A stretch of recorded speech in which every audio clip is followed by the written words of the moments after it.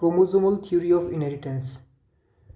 अब तक हम inheritance of one gene, inheritance of two gene, इसकी बात कर रहे थे और ये जान रहे थे कि मेंडल ने किस तरह से ये पता लगाने की कोशिश की कि एक जीन किस तरह से ट्रांसफ़र होता है एक पीढ़ी से दूसरी पीढ़ी में, और दो जीन यानी कि दो जीन कहें या दो लक्षण कहें एक ही बात है, क्योंकि दो लक्षण कहेंगे तो दो लक्षण को कंट्रोल करने वाले जीन भी दो अलग अलग होंगे, इसलिए हम सिंगल जीन या टू जीन ऐसे बात कर रहे हैं, मतलब वन जीन और टू जीन की बात कर रहे हैं। तो यहाँ पे क्रोमोसोमल थ्योरी ऑफ इनहेरिटेंस हमें बताती है बेसिकली कि इनहेरिटेंस यानी वंशागति का जो आधार है वो जीन्स के साथ साथ क्रोमोसोम्स भी हैं, किस तरह से हैं और क्रोमोसोम और जीन्स में क्या रिलेशन है उसकी हम बात करेंगे। 1902 में ये थ्योरी दी गई थी दो साइंटिस्ट के द्वारा जिनका नाम था Walter Sutton and Theodore Boveri. Basically ये दोनों साइंटिस्ट जब मेंडल्स के जो इनहेरिटेंस रिलेटेड प्रिंसिपल्स थे इनको जब स्टडी कर रहे थे, Mendel's principles of inheritance, principles of inheritance, तो उन्होंने ये ऑब्जर्व किया कि मेंडल ने जो चीज़ फैक्टर्स के बारे में बताई थी, फैक्टर्स यानी कि जीन के बारे में क्या बताया था कि फैक्टर्स अकर इन पेयर्स, मैं शॉर्ट में लिख रहा हूँ यहाँ पे, ठीक है, दे सेग्रीगेट इंडिपेंडेंटली, यही तो बताया था ना उन्होंने, ठीक है, and they control a particular character. तो जब इन्होंने during the meiosis, during meiosis आपको पता है ना, इसको हिंदी में कहते हैं अर्धसूत्री विभाजन, और ये कब होता है हिंदी में भी लिख देते हैं, अर्धसूत्री विभाजन ये होता है गैमीट फॉर्मेशन के समय, या हम कह सकते हैं युग्मक निर्माण के समय, गैमीट फॉर्मेशन या युग्मक निर्माण। गैमीट से मतलब क्या है हमारा, गैमीट से मतलब आप समझ जाओ अच्छे से, मेल में जब स्पर्म बने यानी कि शुक्राणु बने, और फीमेल में कौन सा गैमीट बनता है तो पता होगा ना, एग, अंडाणु। तो इन दोनों का जो फॉर्मेशन होता है वो by the process of meiosis या अर्धसूत्री विभाजन के जरिए होता है। तो सटन वॉवेरी ने क्या नोटिस किया, वॉवेरी ने नोटिस किया कि म्यूसिस के दौरान जो क्रोमोसोम्स का बिहेवियर है, क्रोमोसोम्स बिहेवियर वो जस्ट सिमिलर है किसके, जीन्स के। सिमिलर बोले तो क्या है, सिमिलर ये कह रहे हैं कि अगर हम क्रोमोसोम्स और जीन्स को एक साथ अगर कंपेयर करें, ये एनसीईआरटी में टेबल भी दी गई है, तो आपको पता चलेगा कि क्रोमोसोम भी पेयर में ही पाए जाते हैं, पेयर्स में, जीन्स भी पेयर्स में पाए जाते हैं, पहला पॉइंट। दूसरा पॉइंट, क्रोमोसोम भी इंडिपेंडेंटली सेग्रीगेट होते हैं, इंडिपेंडेंटली सेग्रीगेट, और जीन्स भी सेम पैटर्न शो करते हैं, इंडिपेंडेंटली सेग्रीगेट होते हैं, ठीक। और दूसरा, गैमीट फॉर्मेशन के समय ओनली सिंगल क्रोमोसोम ट्रांसफर होता है, only single chromosome transfer into the gamete, या ऐसे भी लिख सकते हो आप, ट्रांसफर इनटू द गैमीट।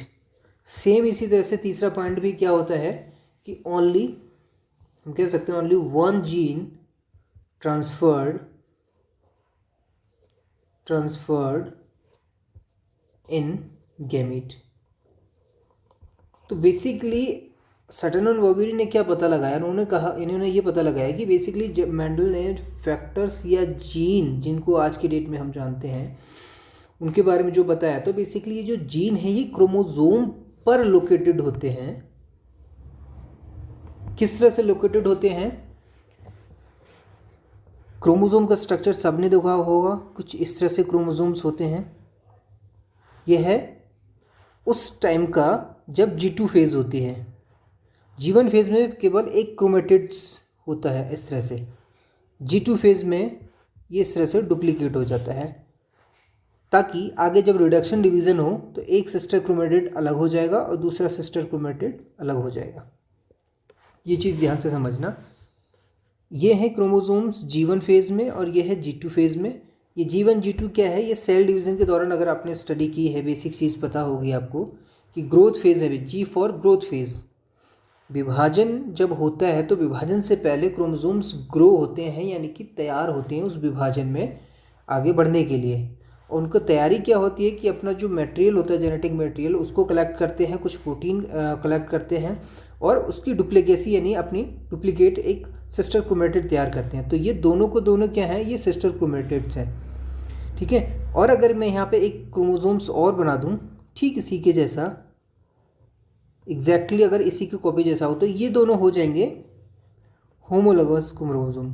क्या हो जाएंगे? Homologous chromosome. तो सटन एंड वॉबेरी ने बताया था कि basically chromosomes as well as genes both occurs in pairs and the gene occurs or located on the homologous sites of chromosome। क्या है इसका मतलब? इसका मतलब मान लो कि ये जीन है, मैं कहता हूँ ये एक जीन है, लोकेटेड है, ठीक, या जो हमने पढ़ा था उसी को ले लेते हैं, कैपिटल टी स्मॉल टी। सवाल ये है कि अगर ये दो जीन हैं तो ये दोनों जीन क्रोमोसोम पर कहाँ लोकेटेड होंगे? ये दोनों हैं क्रोमोसोमो होमोलोगस क्रोमोसोम्स, ठीक है। मैं नाम दे देता हूँ 1 और 2। तो 1 और 2 क्रोमोसोम्स क्या हैं? होमोलोगस है। होमो का मतलब होता है सेम, और लोगस पता ही है आपको, सेम स्ट्रक्चर के, सेम साइज के, सेम शेप के जब क्रोमोसोम्स होते हैं उनको होमोलोगस कहते हैं। तो मान लिया कैपिटल टी अगर यहाँ पे लोकेटेड है तो इसकी दूसरे क्रोमोसोम की जो होमोलोगस साइट्स होगी वो होगी ये वाली, तो यहाँ हो जाएगा स्मॉल टी। तो यही बताया सटन वॉबेरी ने कि genes are located on the homo chromosomes and the alleles of gene, मतलब हमने क्या कहा था, कैपिटल टी और स्मॉल टी ये दूसरे के क्या है? एक दूसरे के एलील्स हैं। सवाल यह है कि एलील्स कहाँ लोकेटेड होंगे? तो alleles of gene located on the homologous sites of chromosome pair. तो ये दोनों क्या है? होमोलोगस साइट्स हैं, homologous sites of homologous chromosomes, short में लिख दे रहा हूँ होमोलोगस क्रोमोसोम्स, ठीक। तो पहली चीज़ क्या बताई उन्होंने सटन वॉबेरी ने, हमने बात कर ली। दूसरे स्टेप में ये बताते हैं कि इनका जो सेपरेशन है, सेग्रीगेशन है, वो किस तरह से होता है कि एक गैमीट में एक ही क्रोमोसोम जाते हैं। इसके लिए बड़ा आसानी से एनसीईआरटी में आपको दे रखा है। देखो ये डायग्राम एनसीईआरटी में दे रखा है कि ग्रोथ 1 फेज़ और ग्रोथ 2 फेज़। ग्रोथ 1 यानी G1 फेज़ में एक क्रोमोसोम्स होता है और G2 फेज़ में ये डुप्लीकेट हो जाते हैं। आपको दिख रहे होंगे सामने, येलो कलर में एक स्ट्रैंड था, अब 2 हो गए हैं। ठीक इसी तरह से नीचे रेड शॉर्ट वाले में एक था, अब 2 हो गए हैं। तो जब ये एनाफेज में जाते हैं तो एनाफेज में बेसिकली क्या होता है, यहाँ मेटाफेज प्लेट का निर्माण होता है और वहाँ पे क्रोमोसोम एक दूसरे से अलग होना स्टार्ट होते हैं। तो इस तरह से फाइनली क्या होता है, एक गैमीट जब बनता है, ये जर्म सेल्स का मतलब होता है वो सेल्स जिससे गैमीट बनते हैं। तो एक जर्म सेल्स एक गैमीट का निर्माण करती है। इसका मतलब हमें समझ में आ गया कि एक गैमीट में बेसिकली एक ही क्रोमोसोम ट्रांसफ़र होता है। तो ये तो बताया उन्होंने सेपरेशन वाली बात कि किस तरह से क्रोमोसोम्स सेपरेट होते हैं। थर्ड स्टेप में उन्होंने क्या बताया था कि इनकी पॉसिबिलिटी जो होती है, हमने कहा था ना इंडिपेंडेंटली सेग्रीगेट। तो बेसिकली म्यूसिस 1 और म्यूसिस 2 में एक फेज़ आती है, मेटाफेज़ के बाद में एनाफेज़। और उस एनाफेज़ में, मेटाफेज़ में क्या होता है, मेटाप्लेट बनती है। उसके बाद एनाफेज़ में फिर स्पेंडल फाइबर बनते हैं, जैसे आपको यहाँ पे दिख रहे होंगे। और ये क्या करते हैं, दोनों क्रोमोसोम्स को अलग करते हैं। तो म्यूसिस 1 में ये दोनों क्रोमोसोम जोड़े अलग हो गए, एक इधर आ गया, एक इधर आ गया। फिर जब सेकेंड म्यूसिस की एनाफेज़ आएगी तो उसमें क्या होगा, जो सिस्टर क्रोमेटिड हैं ये अलग हो जाते हैं। तो ये देखो स्पेंडल फाइबर का फॉर्मेशन हो रहा है दोनों तरफ। तो ये क्रोमोसोम का अपोजिट डायरेक्शन में खींच रहे हैं, ठीक है। तो इस तरह से क्या होता है, जब गैमीट बनते हैं ये आपको जर्म सेल्स बन के जो आप बाद में जाके क्या बनाएंगी, फाइनली गैमीट का फॉर्मेशन करती हैं। तो 1 2 3 4 गैमीट बने। यहाँ पे बताने की कोशिश ये की गई है कि बेसिकली जिस तरह से मेंडल ने कहा था कि जीन जब दो जीन पेयर एक साथ ट्रांसफ़र होते हैं तो वो एक दूसरे पर डिपेंडेंट नहीं होते, गैमीट फॉर्मेशन के समय इंडिपेंडेंटली सेग्रीगेट होते हैं, सेपरेट होते हैं। वही यहाँ पे बताने की कोशिश की गई है कि क्रोमोसोम के साथ भी वही होता है। There are 2 possibilities of the separation of chromosome during the formation of gamete.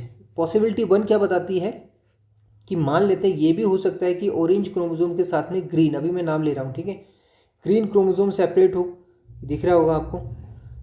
और दूसरी पॉसिबिलिटी ये भी हो सकता है कि ऑरेंज के साथ में रेड सेपरेट हो।